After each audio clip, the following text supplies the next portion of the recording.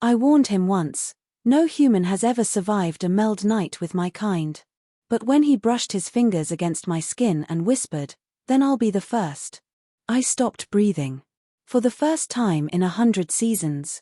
I wanted to believe. His hand was trembling when it first touched the edges of my chest plate, hesitant, not from fear, but from reverence. As if he understood what I was, what I could do, what I might become. Humans weren't meant to touch Velari armor, let alone peel it away. But he didn't ask. He just looked into my eyes like I wasn't a soldier, or a threat, or a headline from an interstellar cautionary tale. He looked at me like a woman. The sterile blue of the corridor lights shimmered on his skin as he knelt before me, pulse fluttering through the veins of his throat. Arlen Voss, human astrophysicist, stationed on a backwater research dome near the edge of Dominion space. He'd only been here 2 moons. And somehow, in just those days, he had undone a lifetime of certainty I thought could never be shaken. "You shouldn't be here," I whispered. He smiled like I'd told him a joke. "You said that yesterday too. Right before you told me your name. That was a warning. And I heard it. I just didn't run. My breath caught. It shouldn't have mattered. But something about that made my core tremble. He was warm in a way I'd forgotten warmth could feel. Even with all my power, the coiling strength in my limbs, the biological weaponry fused into my bones from birth, I felt delicate when he was this close. The day we met, I had pulled him from a collapsed shield trench, typical Velari tech failure. He had a bleeding shoulder and dirt in his lashes, and still managed to ask if I was okay. No one ever asked that. Now, we were alone in the ceremonial chamber, beneath the old moonstones my ancestors used to guide fertility rites. The air pulsed, reacting to my hormonal shift. I could feel the start of it, the deep stirring inside.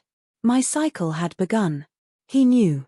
"You don't understand what this is," I said slowly, stepping back. "Meld night," he murmured. "I've read your records. The stories. No human has ever.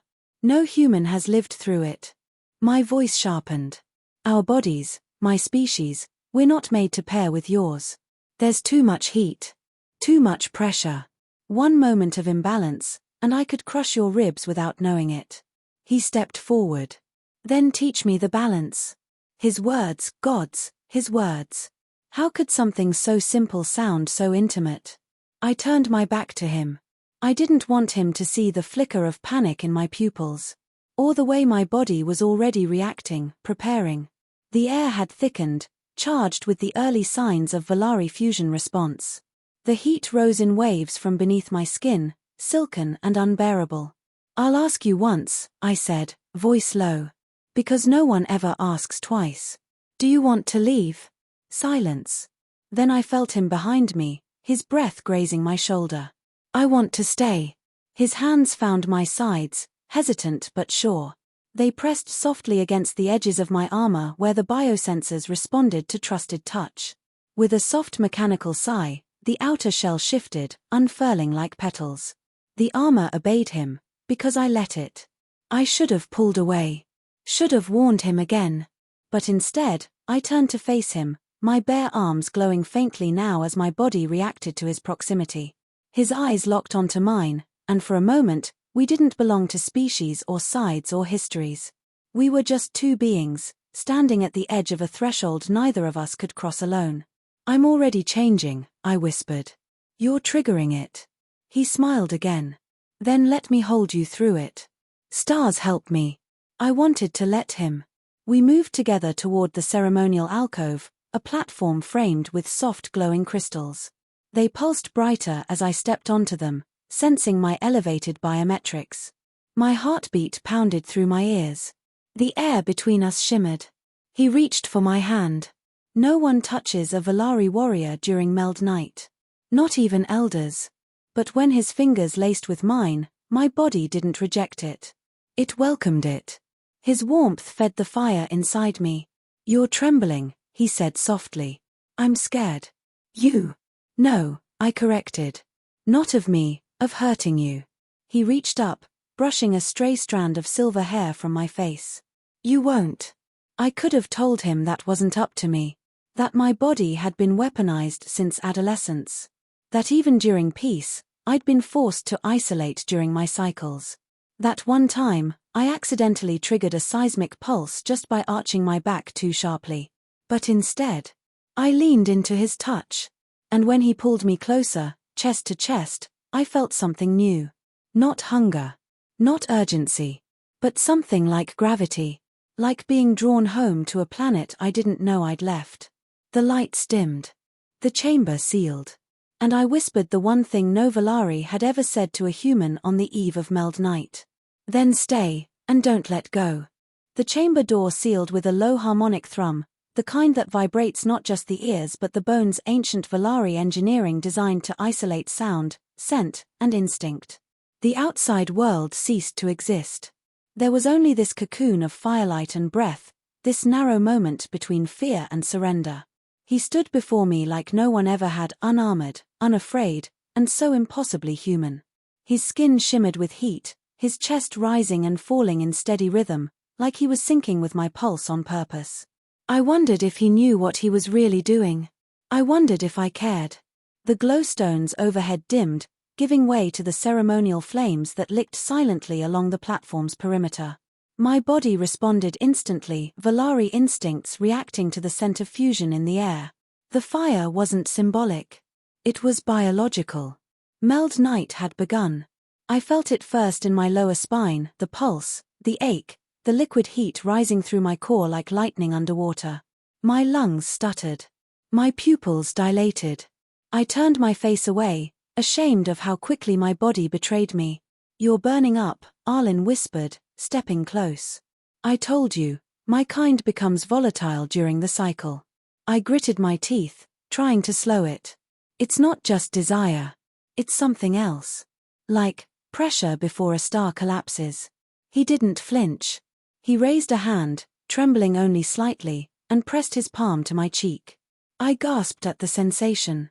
The cold touch of his fingers grounded the storm rising beneath my skin.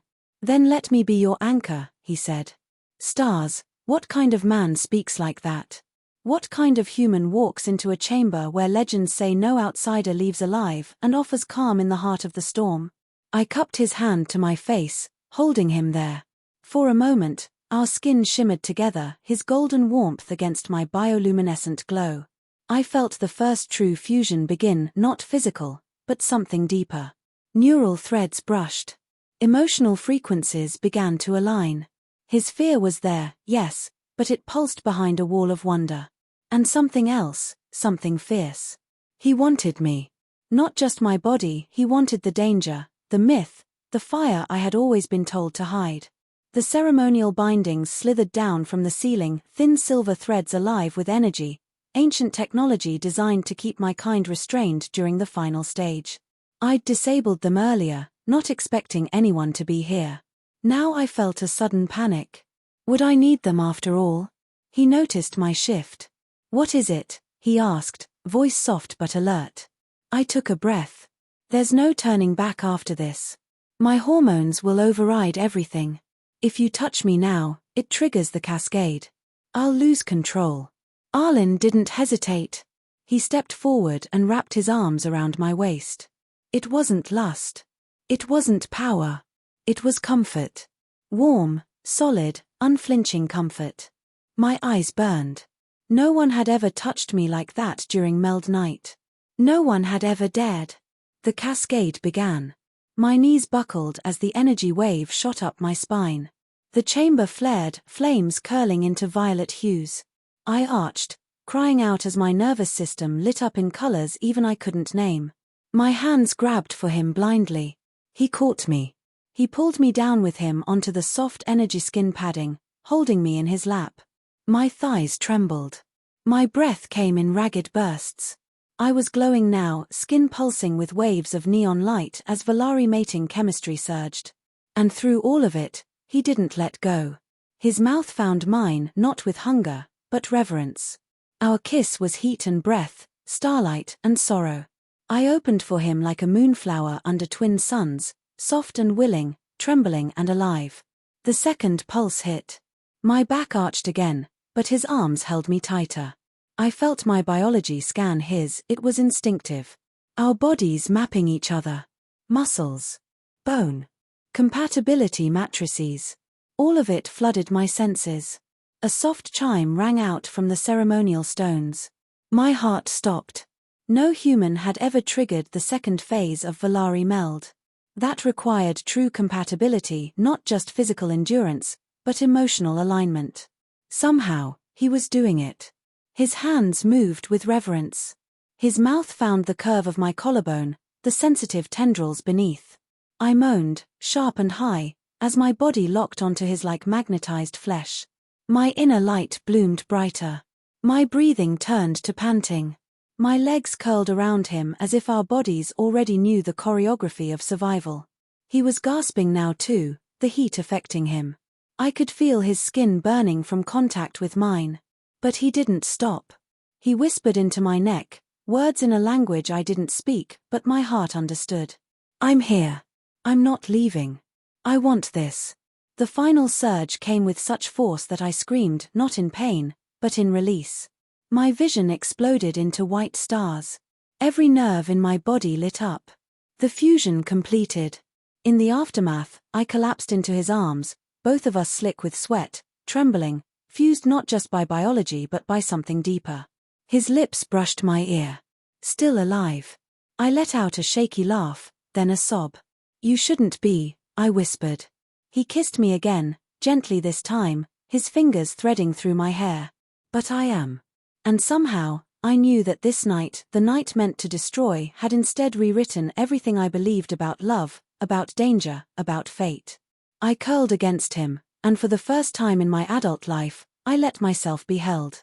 The chamber's glow had faded to embers, soft and pulsing, like the heartbeat of something ancient that had finally found rest. My body still hummed like a star cooling after violent birth, but my mind was oddly quiet. He was still beneath me, one arm wrapped around my back, the other brushing gentle circles on my hip. His breathing had slowed. His pulse was steady. Somehow, impossibly, Arlen Voss had survived me. I laid my palm on his chest. His skin was flushed and faintly scorched in the places our bodies had fused, but no worse than that. His biology hadn't rejected mine. His heart was still strong. I thought you'd be unconscious, I whispered. His lips curved into a lazy, tired smile. I thought you'd be more terrifying. A soft laugh escaped me, choked by relief. My people had legends about what happened when you melded outside the bloodlines. Some said the human heart would stop mid-rhythm. Others claimed madness took them before the final pulse. But none had lived long enough to smile in the aftermath. You've rewritten Velari history, I said. He opened his eyes then, and something in his gaze struck me harder than any fusion surge. No, he said. You did. By letting me in. I couldn't speak for a moment. The weight of that truth settled over me like starlight, silent, infinite, undeniable. I pulled myself up slowly, my body aching in strange, unfamiliar ways. Not pain. Just change.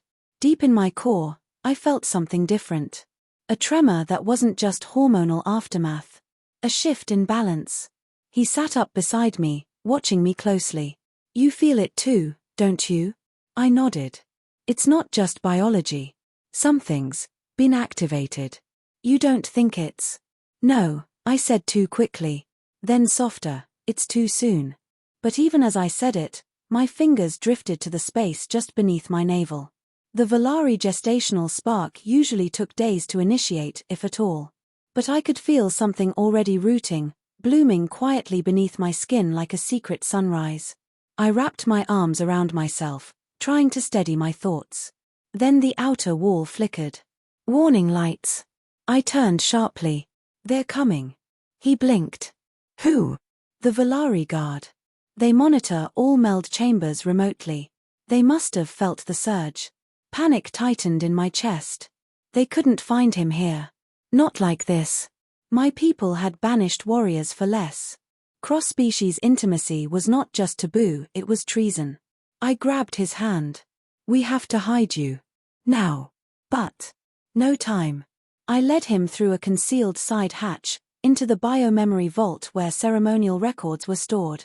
The walls glimmered with neural quartz, too dense for scans, too sacred for guard entry. I pushed him gently against the wall and activated the energy curtain. He reached out, catching my wrist before it closed. Viraya. I turned to him, heart aching. Don't speak. Don't move.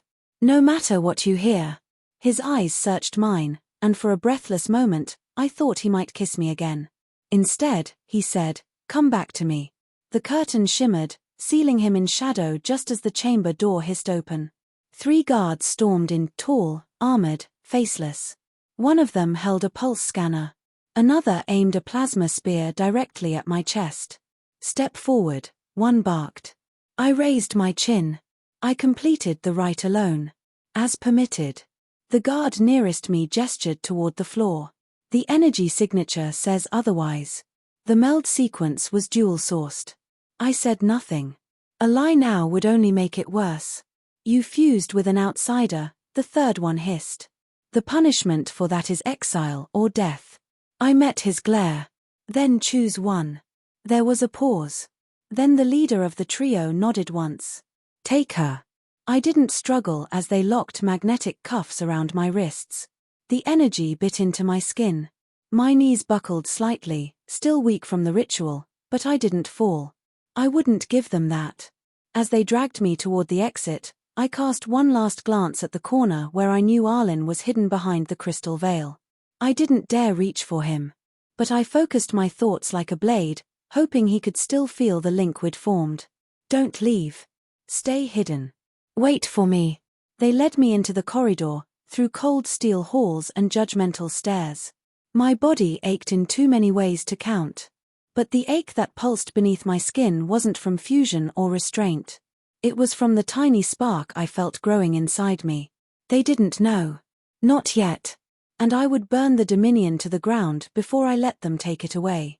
The tribunal chamber smelled like frost and judgment, an artificial cold pumped in to drain emotion from every word spoken here. The council sat above me on elevated crescents, their robes trailing smoke-like energy, faces masked in silver and shadow. Velari tradition, older than our sun. I stood barefoot in the center, wrists still bound, my body still thrumming with echoes of the night before. You are accused of initiating a forbidden meld with an outsider, one elder intoned. You are further accused of concealment, deceit, and contamination of sacred genetic processes. Do you deny this? No. Gasps rippled across the high chamber. I kept my head high. Another voice, sharper. You do not refute your betrayal of the Dominion. I do not, I said evenly. Because it wasn't betrayal. It was union. Chaos erupted, robes fluttering, council members muttering in outrage. The core lights overhead flickered. One of the elders stood. You have bonded with a human male. Do you understand what this means for our purity, our legacy, our evolution? Yes, I said. It means it can change. You would corrupt us with softness, a counselor spat. With weakness. No, I said, voice rising. With strength you don't understand. From behind the veiled wall of the tribunal, a door hissed open. And he walked in. Arlen Voss. Barefaced. Unarmored. Carrying nothing but a data crystal in his left hand and a fire in his chest I had seen only once before when he touched me. The room exploded in shouts and protests, guards surging forward, weapons primed. Stand down, the high elder barked. Arlen strode forward and held the crystal up high. This contains biometric evidence of a completed meld between us, without death, without damage, without rejection. A pause. Silence. He turned to me then. Not to the council. Not to plead. But just to speak. She warned me I wouldn't survive her. But I did. Because I never wanted to tame her. I just wanted to understand her. One of the elders rose. That does not erase what was done. It wasn't done to you, Arlen snapped. It was shared. She didn't take me. I gave myself. More murmurs. A few councillors actually looked shaken. I stepped forward, the chains around my wrists clinking like wind chimes in a storm. I held up one hand, and before anyone could stop me, I pressed my fingers against the center of my own chest. A soft pulse glowed beneath my skin. Not the sharp flare of lust. Not the raw fusion of meld. but a steady light. Gentle. Persistent. The chamber gasped. She's pregnant, one counselor whispered. No, I said softly. We are. Even the guards stood still now. It wasn't just biology. It was a revelation. Proof that what we were taught about incompatibility, about destruction, about the impossibility of love between our kinds, was all a lie. One of the counselors finally spoke, softer now. You'll be exiled. Neither of you may remain in Velari space. The public will not accept this. I don't want to remain, I said. Arlen reached for my hand, and this time I let him take it openly. We never planned to stay, he said. They gave us a ship. Not out of kindness, but necessity. A quiet exile. A fast craft with enough fuel to reach the nearest uninhabited moon. We didn't speak as we walked through the gates. Guards stood aside. Some watched with confusion, others with awe. A few even bowed their heads, not in shame, but in strange, quiet respect. The moment the shuttle doors closed, I leaned into Arlen's arms and let the tears come. He held me. Wordless. Strong. The silence between us was no longer uncertain. It was sacred. The ship launched, slicing through black sky, stars stretching into silver ribbons. Below us, Velari Prime shrank into a speck of light, just another world that couldn't understand what we had become. We reached the moon in less than a day. No cities. No systems. Just frozen lakes and tall crimson grass swaying in solar wind. We made a home there. Not of stone or fire or rule, but of breath and heartbeat and memory. I woke in the mornings to the sound of his voice. I drifted to sleep against the rhythm of his chest. And beneath my skin, the spark we created grew stronger, warmer, alive. One evening, as twin moons rose above the horizon, he laid his head in my lap and looked up at me like he had the night we met. You still think humans can't handle your kind? He asked. I smiled, one hand stroking the faint glow beneath my belly. No, I whispered. You didn't just handle me, you healed me. He reached for my face, pulled me into a kiss that was slow, sweet, and quiet. And when we pulled apart, I said the words I'd once sworn I'd never speak. I love you, Arlen Voss. His answer wasn't spoken. It was felt in the soft press of his hand against my stomach, the silent promise in his eyes. Whatever came next, we would face it together. Not human. Not Velari. Just us.